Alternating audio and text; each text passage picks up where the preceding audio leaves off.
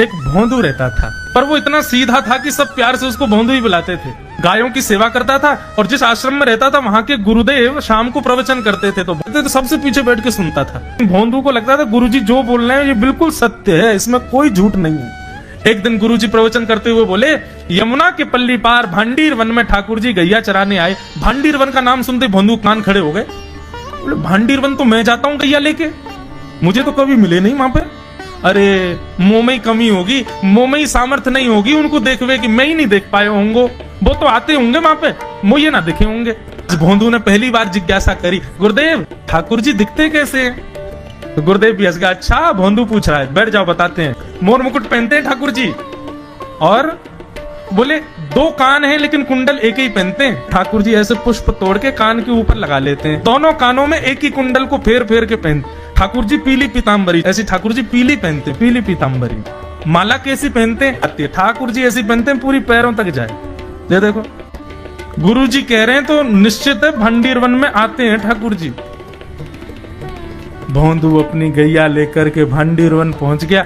गैया चर रही थी, अब भोंदू ढूंढ रहा है, कभी वृक्ष के नीचे जाके देखे, कभी कहीं देखे, कभी ढूंढे कहीं से चंदन की सुगंधी आ जाए। गुरुजी बता रहे थे उनमें से चंदन की सुगंधी आती है, क्या पता कन्हैया यहीं कहीं हो। इतने भाव से, इतने प्रेम से और इतने भोलेपन से ढूंढने लगा ठाकुर जी को, और ठाकुर जी नहीं मिलते ना तो अपने आप को ही कोसता, मुंह में योग्यता ना होगी यही मारे ना मिल रहे, ठाकुर जी तो यही है।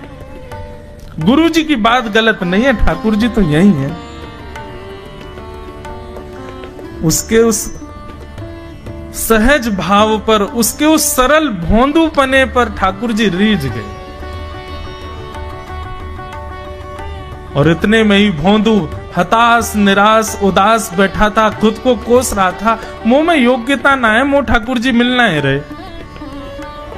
इतने में ही देखा सामने से असंख्य गायों का झुंड आ रहा है, और भोंदू ने जैसे उन गायों को देखा, ऐसी गाय कभी देखी नहीं, अलग गाय, सींग चमक रहे हैं, सींगों के ऊपर के भाग में सोने चांदी मढ़े हुए हैं, ऐसी ऐसी सुंदर सुंदर तंदुरुस्त गैया। तभी देख रहा है भोंदू, पीताम्बरी पहनी है, गले में वैजंती माला धारण की है, सिर पर पाग पहनी है, एक कान में कुंडल है, मंद मंद मुस्कुरा करके दतुइयां दिखा रहे हैं, कटाक्ष नेत्रों से कभी इधर देख रहे हैं कभी उधर देख रहे हैं, अपनी वेणु को कमर में कस करके गैयाओं के गले में गलवैयां डाल करके श्याम सुंदर भोंदू की तरफ चलते भय आ रहे हैं। ये दृश्य देख करके हाथ पांव कांपने लगे भोंदू के। उसको लगा मेरे पास तो आएंगे नहीं, ये वहीं से मुड़ जाएंगे, अब मैं उनके पास जाके उनको असहज नहीं करूंगा, यहीं से देख लूं, यहीं से प्रणाम कर लूं। लेकिन जैसे जैसे प्रणाम करके ऊपर देखता, ठाकुर जी और पास आ रहे हैं, और पास आ रहे हैं, और पास आ रहे हैं। जैसे ही ठाकुर जी आकर के बैठे, भोंदू के पास शब्द नहीं है, हाथ पैर कंपित हो रहे हैं, उसको सूझ ही नहीं रहा करूं क्या मैं, इनके लिए क्या बिछाऊं, कहां बैठाऊं। ठाकुर जी ने अपने आप ही भोंदू के गले में हाथ डाली, अरे तेरा नाम कहा है? जैसे ही ठाकुर जी ने नाम पूछा, भोंदू अपना ही नाम भूल गया, बोले मुझे याद ही नहीं मेरा नाम क्या है, पर प्रेम से सब लोग मुझे भोंदू बुलाते हैं। अब तो भोंदू नाम सुनते ही ठाकुर जी ताली दे दे के हंसने लगे, तेरा नाम भोंदू है? बोले हाँ मेरा नाम भोंदू है। और ठाकुर जी आपको अच्छा लगा? बोले हाँ बहुत अच्छा लगा। आपको नाम कहा है? ठाकुर जी बोले तुम वो ना जाने? बोले जानू तो ना हूं, लेकिन गुरु जी ने जैसा रूप बताया वैसे ये आपको, तो आप कहीं नंद नंदन तो नहीं हो? ठाकुर जी बोले हाँ मैं नंद नंदन नहीं हूं, यशोदा जी को लाला, नंद जी को लाला। भोंदू बोलो जय हो भगवान, आज आपके दर्शन है गए। गुरु जी और सब बालकन को तो आप शायद रोज ही मिलते होंगे, लेकिन मैं ही अभागो, मोको आप आज ही मिले हो। ठाकुर जी बोले अब चल बात मत बनावे, जल्दी कछु खवा, मुंह को भूख लग रही है। भोंदू एक कपड़े में रोटी बांध के उसमें मिर्च और गुड़ रख करके लेके गया। 2 रोटी थी। भोंदू ने जैसे खोली, एक रोटी ठाकुर जी के सामने धर दी, एक अपने पास रख ली। बोले मैं भी तो खाऊंगा।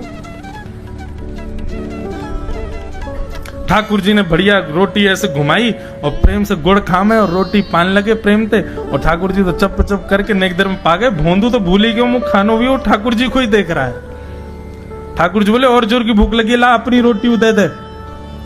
भोंदू बोलो मुंह को भी भूख लगी है। बोले अच्छा चल आधी आधी खा ले, या मैं तो आधी तू खा ले आधी मैं खा लूं, दोनों खा लिए। कल तो नेक्स्ट से ज्यादा सी रोटी ले आइयो, भूख ज्यादा लगे, और सुन यही समय आइयो, मिलूंगा कल भी तोते। ठाकुर जी अपने मार्ग पर चले गए। भोंदू इतना प्रसन्न है, बोले आज मुझको ठाकुर जी मिल गए। गुरुदेव के प्रवचन का समय हो गया, भोंदू पीछे जाके बैठ गया, अपने गुरुदेव को प्रणाम करे, इनकी कृपा से ठाकुर जी मिले। उसने किसी को नहीं बताया, उसको लगा सबको ही मिलते हैं भगवान, मुझे ही मिले हैं बहुत दिन बाद। दूसरे दिन भोंदू खूब सारी सामग्री रसोई घर में इकट्ठा करके जाने लगा। किसी ने जाके गुरुदेव से कह दिया कि भोंदू बहुत सारी सामग्री ले जा रहा है। गुरुदेव ने जाके कही भोंदू इतनी सामग्री ले जा रहा हो भैया, वो भंडारो करेगो का? नहीं गुरुजी भंडारो तो नहीं करूंगा, वो नंद नंदन नाम है, वो यशोदा नंदन मदन मोहन वो अपनी गैया चरा के आए, कल भी आए, मेरी रोटी खा गए, मैं भूखो ही रहेगा कल। या हमारे ज्यादा सी ले जा रहा हूं, बेचारे बहुत भूखे आए कल कि उनको पेट भर जाएगा, मैं भी पा लूंगा, या हमारे गुरुजी आज ज्यादा सामग्री ले जा रहा हूं। गुरुदेव ने मन में सोचा ये बात कोई और कहे तो अविश्वास किया जा सकता है, लेकिन भोंदू झूठ नहीं बोलता। भोंदू कभी झूठ नहीं बोलता, भोंदू की बात पर विश्वास करना ही पड़ेगा। गुरुदेव बोले सुन सुन ठाकुर जी आए थे? बोले हाँ। अच्छा उनका रूप कैसा था? जैसा रूप आपने बताया था ना गुरुजी बिल्कुल वैसा, ऐसे कटाक्ष नेत्र, मोती जैसे दांत, ठाकुर जी की मुस्कान ऐसी, पाग ऐसी, कान ऐसे। गुरुदेव के तो नेत्र बंद हो गए, वे सब अनुभव करने लगे। लेकिन गुरुदेव बोले रूप कैसा भी बता दे, चरण यदि इसने बता दिए तो मैं मान जाऊंगा कि ठाकुर जी थे। अच्छा तूने चरण देखे? बोले हाँ गुरुजी मैंने चरण देखे। चरण कैसे थे? ठाकुर जी के चरण जब वो चल करके आगे बढ़ते हैं ना तो चिन्ह बन जाते हैं, कहीं ध्वजा बनी थी, कहीं शंख बना था, कहीं कुछ बना था, और उनके जो नखून है ना उनमें से ऐसा लगता है मानो जैसे कोमल का पराग हो, कमल का पराग हो। और चरणों का रंग कैसा, जैसे मानो जैसे गुरुदेव कमल होता है ना, कमल की आकृति, ऐसे ठाकुर जी के चरण। जब चरण का यथावत वर्णन भोंदू ने कर दिया, गुरुदेव समझ गए, बोले निश्चित ठाकुर जी आते। नहीं तो भोंदू कहां जाने, इतनी बुद्धि नहीं है उस पे कि वो इतना सब कुछ ढूंढ ढाड़ के मुझे बताए। भोंदू एक काम करेगा? बोले हाँ। ठाकुर जी आएंगे तो तेरे सखा बन गए? बोले हाँ। तो उनको लेकर के आश्रम आ जा, यहां पे आ जा। भोंदू बोला कि इतने योग्य बालक हैं, लेकिन ठाकुर जी ने किसी से नहीं कही, मुझसे कही है। अगर मैंने ये काम नहीं किया तो मेरा जीवन व्यर्थ है। भोंदू को लगा ठाकुर जी सबसे ही मिलते हैं, गुरुजी किसी से भी कह के बुलवा लेते, मुझको काम दिया। भोंदू ने तो उसको अपने हृदय में ले लिया, अब ये काम मुझे करना है। बोले गुरुजी मैं वचन दे के जा रहा हूं, ठाकुर जी को मैं लेके आऊंगा। जा बेटा। भोंदू वन में चला गया। अब तो उसको मिलने की भी एक्साइटमेंट नहीं है और कोई उसके मन में भाव ही नहीं है, उसको ये है बस ठाकुर जी को मैं ले जाऊं। जाकर के बैठा, ठाकुर जी अपनी गैया चराते भये, ठाकुर जी आए, रूप देख करके फिर से भावुक हो गया भोंदू। ठाकुर जी आकर के बैठ गए, बोले चल जल्दी निकाल रोटी, भूख लगी है मुंह को। भोंदू सजाता जा रहा है थाली, ठाकुर जी को देता जा रहा है। बोले जय जय एक प्रार्थना करूं? बोले करो। आप मेरे संग मेरे सखाओ ना आप? बोले हाँ तेरो सखाऊं तो मेरी बात मानोगे? बोले कहा आप मेरे संग आश्रम चलो गुरु जी के पास। ठाकुर जी रोटी पाते जा रहे, ठाकुर जी ने अनसुनी कर दी बात। बोले जय जय कछु कहो ना, आप चलोगे ना? ठाकुर जी बोले हम तेरे सखा हैं, तेरे गुरु जी के सखा नहीं है। तू मोते मिल, तू मेरे संग खा, तू मेरे संग रहे, तू कछु कर, तो कुछ सब अधिकार है, लेकिन ये हम गुरु जी ते मिल बातें मिल ये सब हम नहीं करेंगे। हम बस तेरे सखाएं तो ही जाने और कोई ये ना जाने। ए जय जय ऐसे मत कहो ना, वे नहीं बताते तो मैं तो आपको देख ही नहीं पाता, मैं तो आपको जानता ही ना हो। उनने ही तो मुझको बताई कि आप भांडीर बनाते हो, आपका रूप ऐसा है। उनने कृपा करके मुकु आपसे मिलवाए हो, वही हमारी मित्रता के मूल आधार है, उनसे तो मिलवे चलो ना।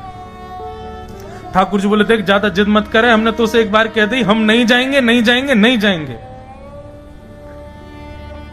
ठाकुर जी रोटी पा रहे थे तो भोंदू ने हाथ से रोटी और छनाई बोली ये भी दो, ये भी गुरु जी की है, लाओ ये मिर्च गुड़ सब दो, ये सब गुरु जी को, ये भी मत खाओ। और सुनो, यदि हमारे गुरु जी से आपको प्रेम नहीं है तो हमको आपसे प्रेम नहीं है। कल ते अपनी गैयान को लेकर कहीं और चरावे जाओ, होंगे तुम नंदन अपने गांव के, मेरे गुरुजी के पास नहीं जाओगे। और सुनो, ये मुंह में जो रोटी रखी जाओ को उगल ले आओ, ये भी गुरुजी की रसोई में बनी है, हमारे गुरुजी से नहीं मिलेंगे।